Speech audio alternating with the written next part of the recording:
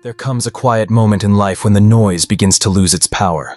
When the endless chase, approval, perfection, belonging, sinks into the background, and something inside whispers, "Wait."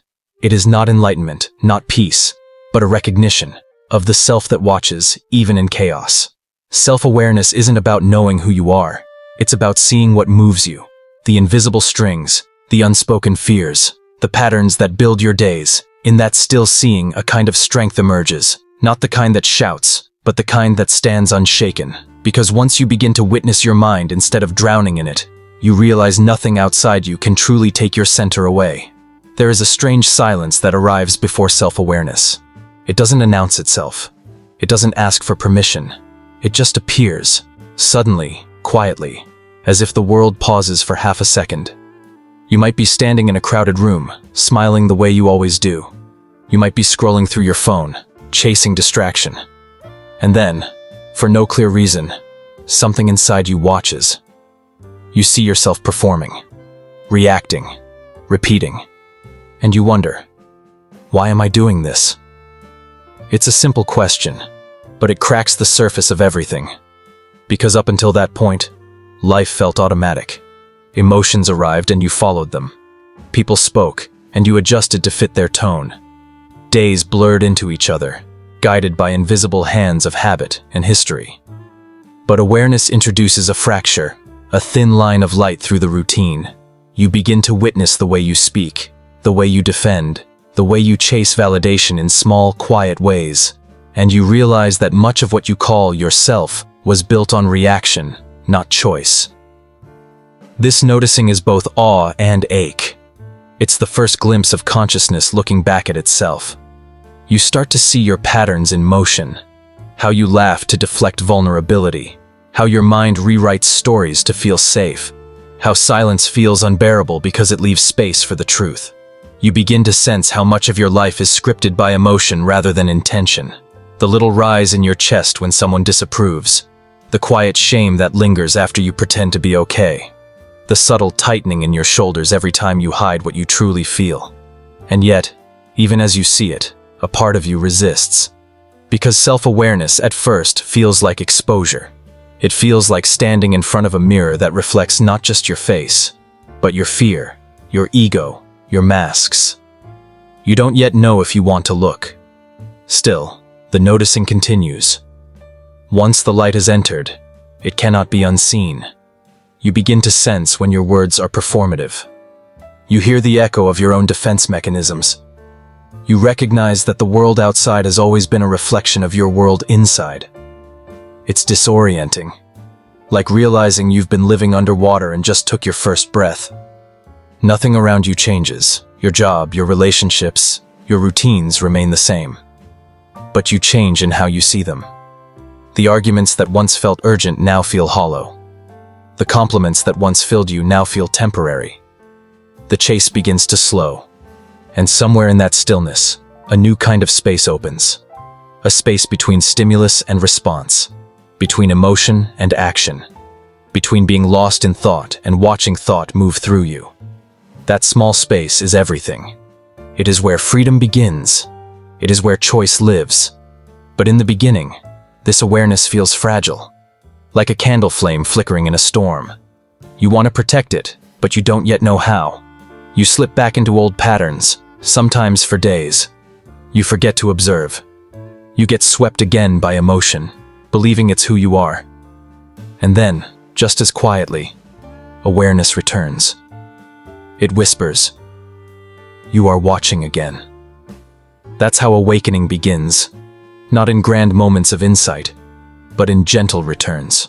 In the rhythm of forgetting and remembering, in the growing realization that you are not your anger, not your doubt, not your fear, but the awareness witnessing them.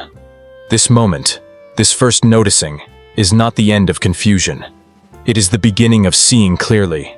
It's where the self begins to step out of shadow and into light. And though it may shake you at first, this seeing is the root of something unshakable. Because once you know you can watch your own mind, you know you are something beyond it. Before a person learns to see themselves clearly, they first learn how not to. Every child enters the world wide open, eyes curious, emotions unfiltered, truth effortless. But soon, they begin to absorb what keeps them safe. The tone of a parent's voice, the rhythm of approval, the subtle withdrawal of love when they are too loud, too emotional, too honest. And without knowing, they begin to edit themselves, cutting away the parts that seem to disturb the peace. This is how unawareness begins, not from ignorance, but from protection. A child learns that fitting in is safer than being real, that smiling is easier than explaining, that silence can keep love from leaving. These lessons are not taught in words, but in atmosphere. They are learned in the pauses, in the glances, in what is not said at dinner tables. And so, the self begins to fragment. The true voice goes quiet, and a version of the self is built, a careful shape designed to survive. It walks through life believing it is free, while silently obeying old emotional codes written long ago. Psychologists call this conditioning. The repetition of early emotional experiences forms neural patterns, pathways in the brain that decide how we interpret the world. If love once came with pleasing, the brain associates safety with compliance. If anger once led to rejection, the nervous system learns to suppress expression. And over time, awareness collapses into adaptation. You become what kept you safe. Unawareness, then, is not a failure of consciousness. It is an inheritance, passed down through generations of people who also learned to hide their pain to keep love nearby. Families, cultures, societies, they all carry collective habits of avoidance. They teach endurance, not reflection. They praise strength, but fear softness. And in doing so, they raise people who know how to function, but not how to feel. There is nothing wrong with this. It is how humanity has survived, by learning to numb what hurts. But survival and aliveness are not the same thing. When someone begins to wake up, they often blame themselves for having been unaware for so long. They look back and feel shame for their blindness. But what they don't see is that unawareness was love in disguise.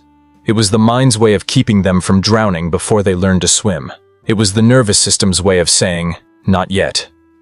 This is why awareness must come gently. It cannot be forced.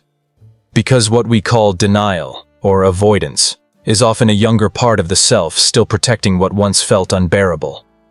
To understand this is to soften, to look at one's past not with blame, but with compassion. Because every reaction, every defense, every escape was once an act of survival. Every outburst, every shutdown, every overthinking loop was the body's way of saying, I'm scared.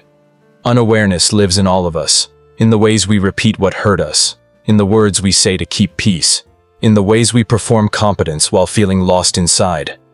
It hides behind habits that feel natural. Overworking, apologizing, numbing, comparing. Not because we are broken, but because we are patterned. And so, becoming self-aware is not about creating a new self. It is about remembering what existed before the conditioning began. It's about meeting the younger you, the one who learned to hide, and saying, you don't have to anymore. In this remembering, something shifts. The wall between the conscious and the unconscious begins to thin. You start to sense the invisible choreography of your life, the inherited gestures, the emotional echoes of your parents, the collective silence passed down like a lullaby. And instead of resenting it, you begin to see it for what it is. The story you were given before you had the power to write your own. Self-awareness begins not by judging this story, but by reading it aloud, with tenderness. By tracing the lines of your unawareness and realizing they are not proof of your weakness, but evidence of how deeply you once wanted to belong. When a person becomes aware of their own mind, something remarkable happens, not just emotionally, but biologically. The moment you notice your thoughts instead of being carried by them, your brain begins to rewire itself. Self-awareness, in its essence, is metacognition, the mind observing the mind. It is the brain's quiet capacity to step back and say, I am thinking this. And that distance, microscopic though it feels, is the birthplace of transformation. Neuroscientists have discovered that when you practice this awareness, the brain's prefrontal cortex, the region responsible for reflection, empathy, and regulation, activates. At the same time, the amygdala, the center of fear and reactivity, begins to calm. In that small space between thought and observation, chaos meets order. the ancient circuitry of survival loosens its grip, allowing the higher centers of the mind to guide the moment instead. This is why awareness feels like stillness. It is not because life grows quieter, but because the brain begins to shift from reaction to recognition. The default mode network, the system that loops self-referential thoughts, who am I? What do they think of me? Starts to reorganize under awareness. When mindfulness or reflective observation takes hold, that network doesn't disappear, it synchronizes. The wandering mind becomes coherent. Thoughts still come and go, but they stop shouting. The self is no longer the center of the storm. It becomes the sky around it. From a psychological view, self-awareness is both mirror and medicine. It allows the conscious mind to dialogue with the subconscious, to bring buried emotions into light without being swallowed by them. Carl Jung called this individuation, the process of integrating the unconscious into awareness so a person may become whole. It's not a quest to perfect oneself, but to see oneself completely. The paradox is that awareness doesn't fix pain, it clarifies it. You begin to notice the exact sensations of anger, the precise texture of anxiety, the subtle contractions of guilt. And through noticing, you realize emotions are not enemies, but messages. They are the body's way of saying, something here needs attention. In that noticing, the limbic system, responsible for emotional processing, finds relief. Because when emotion is met with awareness instead of suppression, its neural intensity decreases. It has been witnessed, and thus metabolized. This is not spirituality, it's neuroplasticity. Every act of observation reshapes the circuitry that interprets experience. Over time, what once triggered panic now evokes curiosity. What once created shame now invites compassion. Awareness is not an act of control, it is an act of allowing. And this allowance changes the architecture of the self. From the perspective of psychology, awareness is deeply tied to emotional regulation. When a person can name what they feel, the amygdala's threat response softens. Language gives the body safety. The nervous system begins to settle not because the world changes, but because the observer within becomes stable. This stability, the capacity to witness without collapsing, is the first taste of being unshakable. But perhaps the most profound insight science gives us is this. The observer you become aware of, the you who notices your mind, is not a metaphor.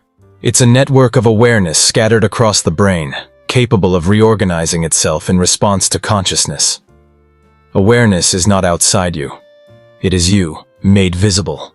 And yet, all this data, all this mapping of neurons, still points to something beyond biology.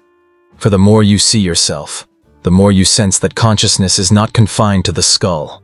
It's a presence, wide, still, boundless, watching through the human form. Science can describe the mechanism, but not the mystery. It can show that self-awareness makes you calmer, more empathetic, more adaptable.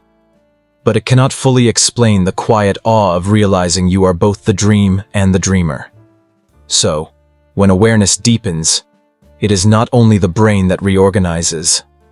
The story of the self does too. And what once felt like a fragile identity begins to reveal its true nature. Not a collection of thoughts and fears, but the open, steady field in which they all arise.